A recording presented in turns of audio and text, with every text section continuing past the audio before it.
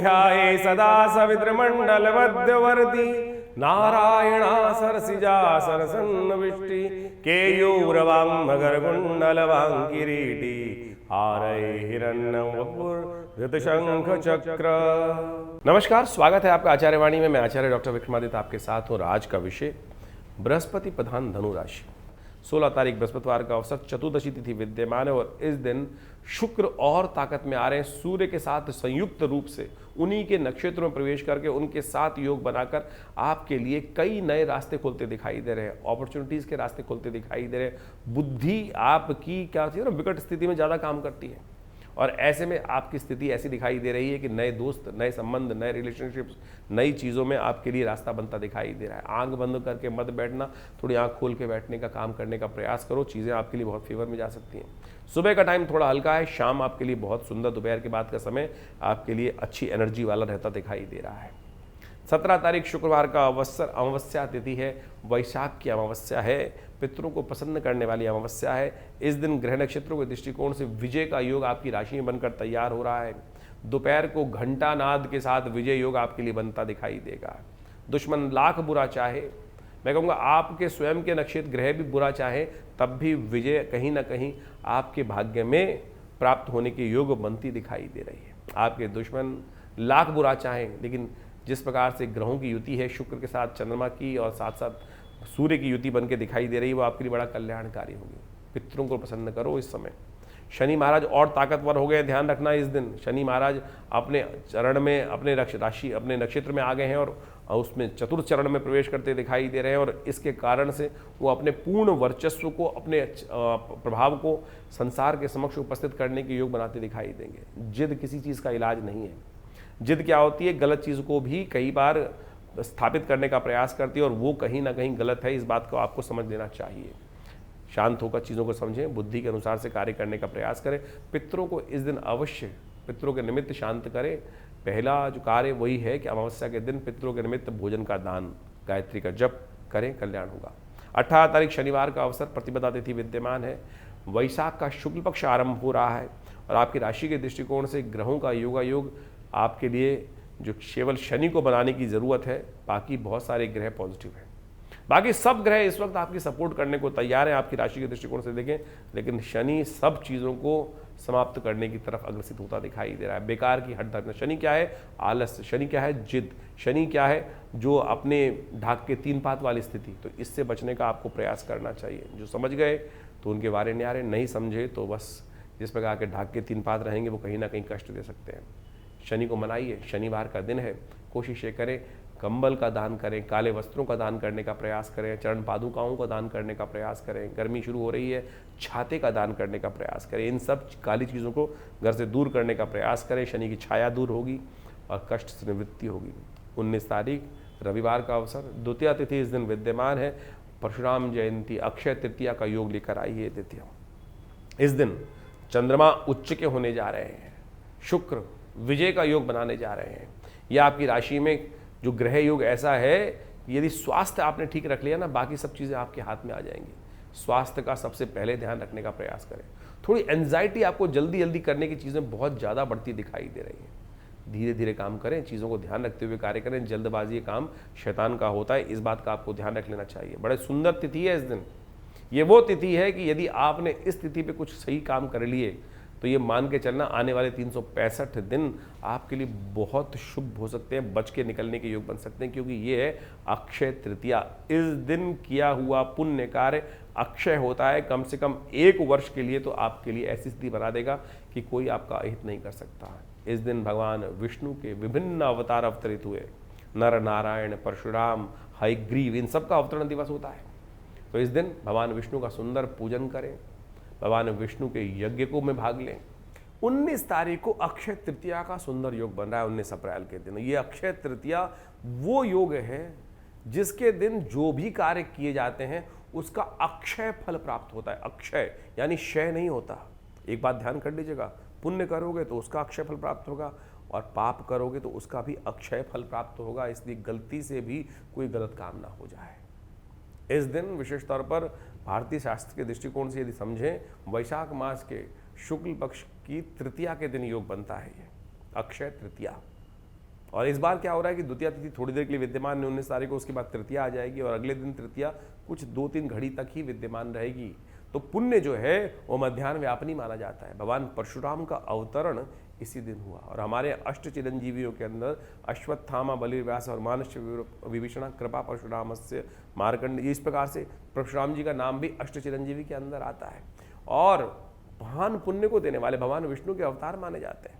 तो उनका विशेष तौर पर पूजन करने का शास्त्र में नियम है। अजरता अमरता प्राप्त करने के, यदि कोई व्यक्ति कष्ट में चल रहा हो, जीवन में परेशानी चल रही हो, स्वास्थ्य संबंधी समस्या चल रही है, तो इस दिन भगवान परशुराम का सुंदर पूजन करने से, भगवान विष्णु के रूप में उनका पूजन कर लेने से कहा जाता है कि स्वास्थ्य, अष्ट चिरंजीवियों का इस दिन विशेष पूजन करने के लिए विशेष व्यवस्था की जाती है। तो उनका पूजन अवश्य कर लेना चाहिए। परशुराम जी के साथ अष्ट चिरंजीवियों का स्वास्थ्य संबंधी समस्याओं को ठीक करने का अद्भुत योग बन जाता है।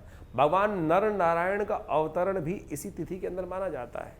इसके साथ साथ भगवान हयग्रीव का भी जो शास्त्र के दृष्टिकोण से पूजन करने की ये तिथि जो उनके जयंती के रूप में मानी जाती है। जब भगवान का सुंदर अवतरण हुआ और हयग्रीव भगवान कहा जाता है कि वो आशीर्वाद प्राप्त था हयग्रीव नाम के राक्षस को, जो घोड़े के समान था। उसने भगवान की प्रार्थना करते हुए यही कहा था कि मेरी मृत्यु मेरे द्वारा ही हो, हयग्रीव की मृत्यु हयग्रीव से ही हो।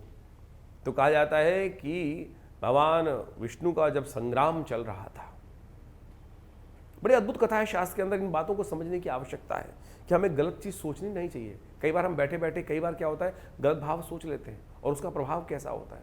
शास्त्र में किसी चीज़ को छोड़ा नहीं गया है। कहा जाता है कि एक बार भगवान विष्णु शेषशैया पर विश्राम कर रहे थे और भगवती जो लक्ष्मी जी हैं वहीं साथ में विराजमान थी। साथ में विराजमान थी तो क्या हुआ कि भगवान विष्णु किसी बात पे मुस्कुराए। भगवती महालक्ष्मी को लगा कि ये मुझको देखकर मुस्कुरा रहे हैं, मेरा उपहास कर रहे हैं। पता नहीं क्या भाव मन में उठा कि जो गर्दन मुझ पे हंस रहे हैं, गर्दन ही ना बचे। ये भाव भगवती महालक्ष्मी के मन में विचार उठा शास्त्र की कथा के अनुसार से। और कहा जाता है कालांतर में भगवान विष्णु का बहुत भयंकर युद्ध राक्षस से हो रहा था और कहा जाता है कि इतना लंबा युद्ध चल रहा था कि भगवान जो थे वो युद्ध करते करते सो गए। बहुत लंबे समय 5000 वर्ष तक युद्ध चला और कहा जाता है कि युद्ध में वो जब विश्राम सो गए तो वो जो कीट था उस धनुष को जाके लग गया और वो धनुष टूटा। जब वो टूटा धनुष तो कहा जाता है कि प्रत्यंचा जब छूटी तो उस प्रत्यंचा से भगवान विष्णु की गर्दन कट गई। तब देवताओं ने, ब्रह्मा जी ने वहां आकर उनकी गर्दन के ऊपर हयग्रीव की, घोड़े की गर्दन लगाई। तब जाकर उस राक्षस का मर्दन हुआ, क्योंकि उसको आशीर्वाद प्राप्त था कि हयग्रीव की मृत्यु हयग्रीव के द्वारा ही होगी, यानी जो घोड़े के रूप में जो राक्षस था उसकी मृत्यु वैसे ही निर्धारित थी। तो प्रकृति ने क्या रास्ता बनाया, क्या घटना घटी, तो यहाँ इसी दिन हयग्रीव भगवान के रूप में भगवान ने अवतरण हुआ, जयंती मानी जाती है। तो उसके बाद भगवान ने हयग्रीव का संहार किया है, तो इस दिन हयग्रीव के रूप में भगवान की जो है जयंती के रूप में दिन माना जाता है। तो शास्त्र के दृष्टिकोण से इस बात को हमको समझना चाहिए। इस कथा का सार हमने यहाँ उपस्थित किया। कई बार हम सबके मन में भी पता नहीं कौन सा विचार उत्पन्न हो जाता है और बाद में कितना ज़्यादा उसके लिए विचार व्यक्त रखता है कि हीन भावना मेरे मन में आई क्यों। तो भगवती महालक्ष्मी ने कैसा सोचा था और क्या उनके साथ घटा। तो इस बात को हमें ध्यान रखना चाहिए कि किसी भी मनसा वाचा कर्मणा कोई गलत कार्य किसी के द्वारा ना हो। तो इस बात का ध्यान रखते हुए इस सुंदर पर्व पर, रविवार का अवसर है, विवेकानंद योगाश्रम में हमने भगवान विष्णु का नारायण यज्ञ महाआश्रम पे रखा हुआ है। तो आप सब उस यज्ञ में भाग लेने के लिए सादर आमंत्रित हैं। जो दिल्ली में रहते हैं वो उस यज्ञ में भाग लेकर सुंदर रूप से इस अक्षय तृतीया के दिन भगवान का सुंदर स्तवन करें। सुबह करीब करीब ये कार्यक्रम वही 8 बजे से आरंभ होता है और करीब करीब 10 बजे तक भंडारे के साथ सुंदरकांड, बहुत सारे रामचरितमानस का पाठ भी, स्वाध्याय रहता है उस दिन। भगवान विष्णु का यज्ञ भी रहेगा, सुंदर भंडारा रहेगा। आप सब लोग सादर आमंत्रित हैं इस अक्षय तृतीया के दिन सुंदर रूप से भगवान विष्णु का पूजन करने के लिए, परशुराम जी का पूजन करने के लिए। और समस्त यदि स्वास्थ्य संबंधी समस्या चल रही है, कीर्ति संबंधी समस्या चल रही है, नहीं प्राप्त हो रही है, तो इस सुंदर नारायण यज्ञ में लक्ष्मी नारायण जी की प्रार्थना करने के लिए आप सादर आमंत्रित हैं और आइएगा। माँ भगवती कृपा से अनिष्ट को दूर करने का योग अद्भुत रूप से बनेगा, कष्ट निवारण का योग बनेगा और इस दिन ग्रहों परिवर्तन करने का योग भी बन रहा है। चंद्रमा परिवर्तन करके बहुत उच्च के होने जा रहे हैं। शुक्र बहुत सुंदर रूप से अपने ही राशि में प्रवेश करने का योग बना रहे हैं, तो आप इस सुंदर योग का लाभ लें। ग्रह परिवर्तन कर कर इसे अनिष्टकारी समय में, जब शनि मंगल युति चल रही है, तो चंद्रमा ने शुक्र ने एक युति बनाकर एक नया पुण्यों को जगाने का अवसर दिया है। तो ऐसे में भगवान विष्णु का सुंदर पालक के रूप में हमारे बीच में रहते हैं, समस्त सृष्टि का पालन करते हैं, तो उनका सुंदर स्तवन करने का दिन है। आइए इस यज्ञ में सम्मिलित हों, भगवान की कृपा से अनिष्ट दूर करने के समस्त योग बनेंगे। यज्ञ ही विष्णु स्वरूप है, यज्ञो वही विष्णु शास्त्र कहता है। तो ये यज्ञ संसार का सर्वश्रेष्ठ कर्म है, उसमें भाग लेने की आप अवश्य हमारे साथ यज्ञ में बैठें। माँ भगवती कृपा से अनिष्ट दूर होने के अद्भुत योग बनेंगे। धनु राशि वालों के लिए 20 तारीख का दिन सोमवार का अवसर है। तृतीया चतुर्थी तिथि का योग है, चतुर्थी क्षय हो रही है। बड़ी विचित्र स्थिति है इस वर्ष जो युगादि तिथि है, इसको अक्षय जो तृतीया जो बोली जाती है, वैशाख की शुक्ल पक्ष की तृतीया थोड़ी देर के लिए है इस दिन, लेकिन युगादि यही है, ये भी क्षय तिथि पड़ रही है। इससे पहले संवत आरंभ भी क्षय तिथि पे हुआ, वर्ष आरंभ भी क्षय तिथि पे हुआ। तो ये सब का सब कहीं ना कहीं 2026 के लिए भयावह स्थिति उत्पन्न करने की योग बना सकते हैं। स्थितियां बड़ी विकट हैं, किसी तरफ जा सकती हैं, कहीं ना कहीं भयंकर उठापटक के योग इस वर्ष बनने के योग दिखाई देते हैं। तो इस वक्त आपको बेकार भ्रमण नहीं करना चाहिए, कहीं भी इस बात का ध्यान रखते हुए कार्य करना चाहिए। ये वर्ष कहीं ना कहीं कोलाहल युक्त रहेगा, रक्त रंजित राजनीति पूरे विश्व की आपके समक्ष आने के योग बन सकते हैं। तो ऐसे में खास तौर पे ध्यान रखने की ज़रूरत है। चीज़ों को विस्फोटक परिवर्तन करने के योग कहीं ना कहीं इस वक्त बनते दिखाई दे रहे हैं, लेकिन आपकी राशि के दृष्टिकोण से इस दिन एक बहुत पॉजिटिव परिवर्तन होने को जा रहा है। बृहस्पति महाराज अपने नक्षत्र के अंतिम चरण, द्वितीय चरण में जाते जाते दिखाई दे रहे हैं, और ये द्वितीय चरण में जाकर आपके लिए और कल्याणकारी हो जाएंगे। इस वक्त बृहस्पति को ताकत दीजिए, आपकी राशि का स्वामी बृहस्पति है, वो ताकत में है। पीली चीज़ों का दान, इस ज्ञान मुद्रा का अभ्यास, मन शांत रखने का प्रयास करें। कोलाहल नहीं, मन शांति। ये ज्ञान मुद्रा जो है बृहस्पति को ताकत देने की मुद्रा है। नहीं ज़रूरत आपको कुछ और पुखराज इत्यादि पहनने की, इस ज्ञान मुद्रा का अभ्यास कीजिए। अभी हम बताएंगे इसके बारे में और भी इस कार्यक्रम के अंत में। देखिए, ग्रहों की कालगणना अभी हमने आपके समक्ष रखी, और इस कालगणना के साथ साथ ग्रहों का परिवर्तन भी आपने समझा कि आपकी राशि के दृष्टिकोण से क्या कुछ प्रभाव पड़ने वाला है। लेकिन एक बात समझें, अनेक अनेक उपाय शास्त्र में वर्णित हैं। विद्वान लोग अपने अपने मतानुसार उसका प्रभाव समझकर, जैसा सा अनुभव उनके आया है उसके अनुसार से जातकों को बताने का प्रयास करते हैं। आध्यात्मिक मार्ग भी हो सकते हैं और साथ साथ भौतिक मार्ग भी हो सकते हैं, या नग पहनने के बहुत सारे लोग मार्ग बन लेते हैं, और नग पहनने के बहुत सारे फायदे भी हैं। लेकिन यदि सत्य रूप में उसकी वास्तविकता देखी जाए तो ये बहुत बड़ा एक ऐसा विषय है कि इसको अच्छे से अनुसंधान करने की आवश्यकता है। एक अभी बहुत बड़े इंडस्ट्रियलिस्ट थे, उन्होंने एक बहुत बड़े ज्योतिषी जो टीवी पर बहुत ज़्यादा आते हैं, कहा जाता है, उनके पास जाकर विचार विमर्श किया। बहुत महंगा, करीब करीब कहा जाता है कि बहुत अच्छी दक्षिणा भी उनको देकर आए, और उन्होंने कुछ नग उनको धारण करा दिए, और जिस दिन से उन्होंने वो नग धारण किए उसके बाद उनकी स्थिति क्या हो गई। ऐसे बहुत सारी घटनाएं हैं। तो आप प्रत्यक्ष रूप से इस बात को समझें कि आपके जीवन में चल क्या रहा है। हमारे जीवन में देखिए, समय है, समय का प्रभाव है, कभी धूप कभी छाँव, कभी लाभ कभी हानि, कभी यश और कभी अपमान। इस प्रकार के योग जीवन काल में बदलते रहते हैं, और ये सारे के सारे जो बनते हैं आपके कर्मानुसार ही बनते हैं। यदि कर्म व्यक्ति सही रूप से करना शुरू कर दे तो सत्य माने जीवन में कष्ट होना। अब कैसे पता लगाएं कि कर्म हमारे द्वारा सही हो रहा है या नहीं हो रहा। देखिए, शास्त्र में कहा गया ना, कई बार हम आपको बोलते हैं, अवश्य में भोक्तव्यम कृतम कर्म शुभाशुभम। हमने जो कुछ भी कर्म किए हैं उसके कारण से, यदि बार बार जीवन में ना चाहते हुए, कौन चाहता है कष्ट आना, लेकिन फिर भी ठीक करना प्रयास लाख कर रहे हैं, लेकिन वो हो नहीं रहे, कष्ट समाप्त होने की तरफ ही नहीं है, तो समझ लें कहीं ना कहीं पुण्यों का अकाउंट थोड़ा कम है। यदि आपके घड़े में पुण्यों का जो अकाउंट है, पुण्यों का जो प्रभाव है, वो इतना लबालब भरा हुआ है, तो थोड़े बहुत कुछ गलत कार्य हो भी जाए तो उससे जीवन में कोई प्रभाव होता नहीं, क्योंकि पुण्यों को। और कई बार क्या होता है कि पुण्यों का अकाउंट इतना खाली हो जाता है कि हाथ टटोलने पर भी, घड़े में हाथ डालने पर भी वो हाथ में आते नहीं हैं। तो इसलिए सीधा सीधा सिद्धांत है, जब जीवन में कष्ट एक के बाद एक आ रहे हों तो समझ लो कि पुण्य का अकाउंट धीरे धीरे कहीं ना कहीं कम हो रहा है, उसको बढ़ाने का प्रयास करें। पुण्य बढ़ाने के बहुत सीधे साधे तरीके हैं, यही नहीं कि बहुत बड़े बड़े पैसे खर्च करके यज्ञ करना है। शास्त्र कहता है मनसा वाचा कर्मणा, देखिए, आपके द्वारा किया गया कर्म अद्भुत रूप से प्रभाव देता है, इस बात को हमें समझना चाहिए। शास्त्र में इसको समझाने के लिए अनेक कथाएं उपस्थित की गई हैं। लोग लगे रहते हैं कभी कुछ और उपाय करने के, कुछ और उपाय कर ले, विभिन्न टोटकों में फंस जाए। परमात्मा का नाम ही शास्त्र में व्यास जी महाराज ने कहा है, आलुड्य सर्वशास्त्रानि विचारैव पुनः पुनः इदमेकम सुनिष्पन्नम ध्याय नारायण सदा, कि भगवान का स्मरण करना ही एक सबसे बढ़िया कार्य है। उसी को स्मरण करने तो और किसी चीज़ की आवश्यकता ही नहीं है, परमात्मा की कृपा। इसीलिए तो इतनी समस्त कथाओं का, यज्ञों का, मंत्र जप का इतना महात्म्य शास्त्र में बताया गया। हर रोज़ कोई ना कोई पुण्य आपके जो पर्व है, जैसे इस वैशाख के महीने में कितने सुंदर सुंदर पर्व आ रहे हैं। सुंदर सोच शास्त्र में कहा गया है कि इस मास को माधव मास माना जाता है, और माधव मास में कहा जाता है कि भगवान ब्रह्मा ने अपने आप भगवान विष्णु के नाम पर इस मास को रखा है। इस मास में यदि भगवान विष्णु का एक बार भी स्मरण कर लिया जाए तो बहुत से कष्ट दूर हो जाते हैं। तो इसको ठीक करने का तरीका आप समझ लीजिए। जितना ज़्यादा पुण्य हो सकता है वो करने का प्रयास करें। सोम, मंगल, बुध, बृहस्पति, हमारे इन समस्त दिनों को कहीं ना कहीं देवताओं के साथ जोड़ दिया गया है। तिथियों को विशेष तौर पर आप देखें तो एक से लेकर आध्यात्मिक मार्ग से देखें तो कहीं ना कहीं कोई देवता के साथ जोड़ी गई है।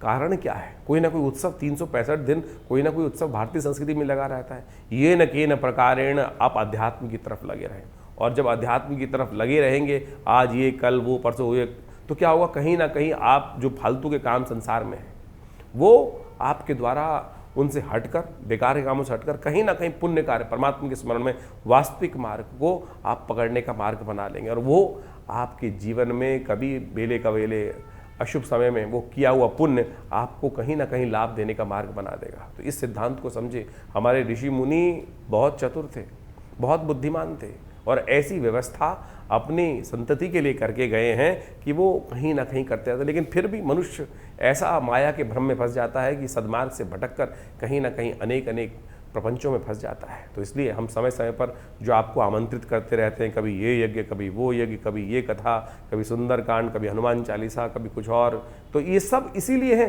कि कहीं ना कहीं आओ, सत्य मार्ग की तरफ चलो, और वो कहीं ना कहीं कब आपके कष्टों को क्षय कर देगा। भारतीय अध्यात्म विज्ञान को यदि आप पढ़ेंगे, देखिए बहुत सारे लोग हमें कमेंट में लिख के भेजते हैं कि महाराज कथा सुनाने से अच्छा तो उपाय बताओ। उपाय तो हर जगह बता ही रहे हैं, हम हर रोज़ बता रहे हैं उपाय, लेकिन उस मार्ग को समझने का प्रयास आपको करना चाहिए कि ज्योतिष का अध्यात्म के साथ एक इंटर कनेक्शन। कुछ अध्यात्म शून्य व्यक्ति हैं, कोट पैंट पहन कर, और जिस प्रकार से लोगों को आज शराब पिला के उपाय बताने का प्रयास करते हैं, मांस खिलाकर उपाय खिलाने का प्रयास करते हैं, तो उससे कुछ भला होने वाला है किसी का? कुछ नहीं होने वाला उससे तो कष्ट के योग ऐसे ही बन जाएंगे जैसे कुछ ना कुछ। भारतीय संस्कृति में इसके ऊपर बहुत सुंदर कथा आई हुई है, उसको आपको समझ लेना चाहिए। हमने पहले बहुत दिन पहले कथा आपके समक्ष रखी थी, आज बहुत काल हो गया है, इसलिए उस कथा को दोबारा समझाने की आवश्यकता है कि जैसे बर्तन को बार बार मांजने से क्या होता है कि वो चमक आ जाती है ना, तो उस कथा के माध्यम से, अध्यात्म के माध्यम से समझने का प्रयास करें। हमारे पुण्य कैसे बढ़ते हैं? एक कसाई था, अध्यात्म के अंदर उपनिषद में कथा आई है, वो एक महात्मा जी के आश्रम के सामने ही कसाई की दुकान चलाता था, रोज हत्या करता था, रोज आजीविका पालने के लिए कसाई को मांस बेचता था। महात्मा जी अंदर यज्ञ कराते थे। दोनों की मृत्यु एक ही दिन हुई और दोनों यमराज के समक्ष उपस्थित हुए। कहा जाता है कि महाराज जी को पुण्य लोक प्राप्त हुए। महाराज थोड़ी देर रुक गए, उन्होंने देखा कसाई भी मेरे पीछे खड़ा है, चलो इसको भी देखें, इसको क्या गति प्राप्त होती है। तो देखने में आया कि जो महात्मा को लोक प्राप्त हुए थे वही उस कसाई को प्राप्त हुए। तो महात्मा ने वहाँ यमराज से प्रश्न पूछा कि महाराज, मैंने इतने यज्ञ किए, मुझको वही लोक प्राप्त हुए, और मेरे सामने ये हत्या करता था, जीव हत्या करता था, क्या इसको भी वही लोक प्राप्त हुए? तो यमराज जी ने उसका प्रश्न का, बड़ा सुंदर महात्मा के प्रश्न का, संत के प्रश्न का उत्तर दिया कि महाराज, इसके शरीर से ये कार्य हो रहा था, लेकिन मन से नहीं हो रहा था। मन से तो आपको ये देखकर यही भाव रखता था कि कैसे महात्मा इतने सुंदर कार्य कर रहे हैं और मुझे कुछ आता नहीं है, कब ये मेरा पुण्य जागेगा, मैं इससे हटकर पुण्य की तरफ, महात्मा के दिए हुए एक पुण्य कर्म की तरफ, जैसे यज्ञ इत्यादि, कथा इत्यादि की तरफ जाऊंगा। तो आप समझें कि आप जो भी कर्म कर रहे हैं वो तो आपके भाग्य अनुसार, आपके समक्ष, प्रारब्ध के अनुसार से आपके समक्ष आ रहा है, लेकिन यदि उससे निवृत्त होना चाहते हो तो उसमें लिप्त मत हो। ये उपनिषद की कथाएं आपके मति भ्रमों को दूर करने का प्रयास करती हैं। तो इन सब सिद्धांतों को आप समझ के कार्य करने का प्रयास करेंगे तो बहुत अच्छा होगा।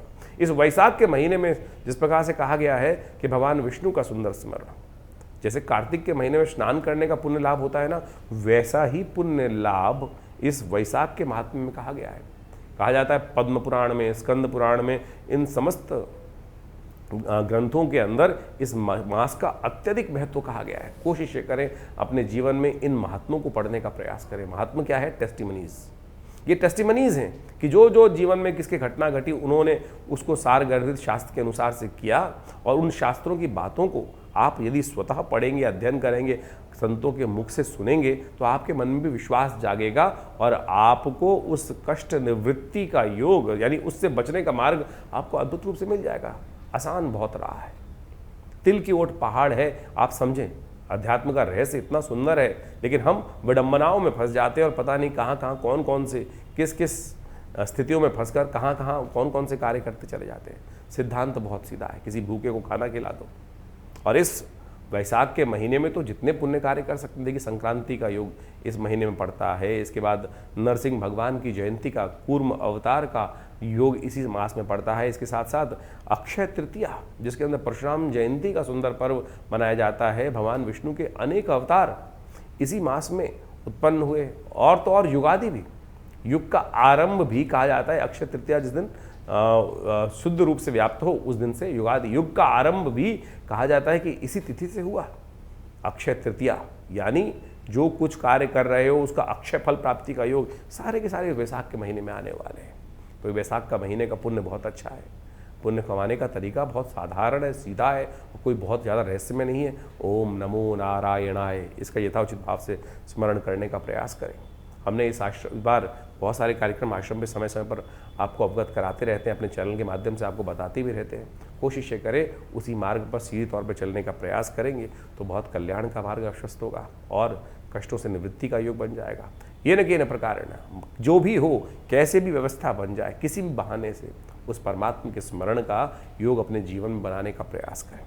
हमारे आश्रम पे पिछले करीब 60-70 सालों से नित्य 8 घंटे यज्ञ होता है, और रविवार को तो उस कार्यक्रम में हम सबको समय समय पर आमंत्रित करते ही रहते हैं। तो आप सब उस रविवार के कार्यक्रम में, जो सुबह 8 बजे से लेकर करीब 11 बजे तक चलता है, भंडारा रहता है नित्यप्रति, उसमें भाग ले सकते हैं। बहुत सारे आश्रम में व्यवस्थाएं, गौशाला, हॉस्पिटल है पूरा, योग, प्राकृतिक चिकित्सा इत्यादि का, उसमें भी आप भारत सरकार के पैनल पर है और बहुत सारी इंश्योरेंस कंपनीज़ के पैनल पर है। योग, प्राकृतिक चिकित्सा इत्यादि का बहुत सारे कार्य समय समय पर वहाँ पर चलते ही रहते हैं। इसके अलावा अभी विश्व योग दिवस का बहुत बड़ा कार्यक्रम किया जा रहा है और उसके अंदर लगातार योग की विभिन्न श्रृंखलाओं के माध्यम से बहुत सारे कार्यक्रम भारत सरकार के साथ मिलकर विवेकानंद योग आश्रम की तरफ से पूरे भारत में सब जगह जगह पे किए जाते हैं।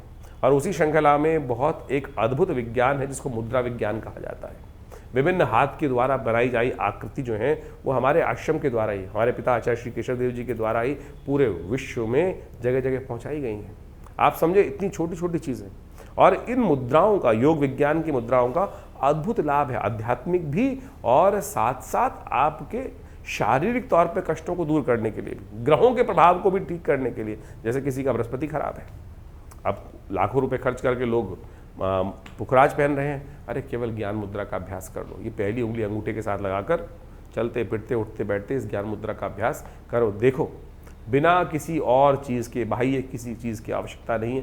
बृहस्पति के नेगेटिव प्रभाव को ठीक करने के लिए ज्ञान मुद्रा अद्भुत रूप से कार्य करती है। शनि किसी का खराब चल रहा है, जैसे बहुत सारी राशियों में अलग अलग प्रभाव हम आपको बताते हैं। शनि मंगल का टकराव इस वक्त बड़ी अजीब स्थिति में पहुंच गया है, पूरे विश्व को कहीं ना कहीं आतंक ग्रसित करने का योग बना रहा है। तो ऐसे में शनि के दुष्प्रभाव को ठीक करने के लिए इस मुद्रा का अभ्यास, जिसको शून्य मुद्रा भी कहा जाता है, आकाश तत्व को अंगूठे के बेस पे लगा देने से शनि का नेगेटिव प्रभाव जो कुंडली में है उसको ठीक करने के लिए मुद्रा अद्भुत कार्य कर देती है। छोटी सी मुद्रा है, देखिए शनि का नेगेटिव प्रभाव चल रहा है, शनि बिल्कुल ठीक नहीं चल रहा है, तो पहली सबसे बीच वाली उंगली को अंगूठे के बीच पे लगाया और शनि के नेगेटिव प्रभाव को समाप्त करने के लिए, खत्म करने के लिए जो शनि का मंत्र जप कर रहे हैं, ओम प्रांग प्रींग प्रोंग से शनिश्चराय नमः, ये मुद्रा विज्ञान की अद्भुत, भारतीय योग विज्ञान की। आप समझे कि योग और मुद्राएं सब ये चीज़ें इंटर रिलेटेड है कि नहीं है, ज्योतिष से संबंध रखती हैं, लेकिन लोग इसके प्रभाव को समझते नहीं हैं। करेंगे तो देखिए लाभ प्राप्ति के योग बन जाएंगे। सूर्य, किसी को अपने वर्चस्व को, परसोना का बढ़ाना है, कैसे किस प्रकार से ठीक कर सकता है। ज्योतिषीगण बहुत सारे जो होते हैं नग बेचने वाले, वो कहते हैं माणिक्य पहन लो, अरे हम आपको सीधा उपाय बताते हैं। सूर्य यदि किसी की कुंडली में कमज़ोर है तो, या सूर्य का माउंट बैठा हुआ है, तो ये सूर्य मुद्रा है। जो रिंग फिंगर है उसके अग्रभाग को अंगुष्ठ के अग्रभाग से जोड़ देने से ये सूर्य मुद्रा बन जाती है।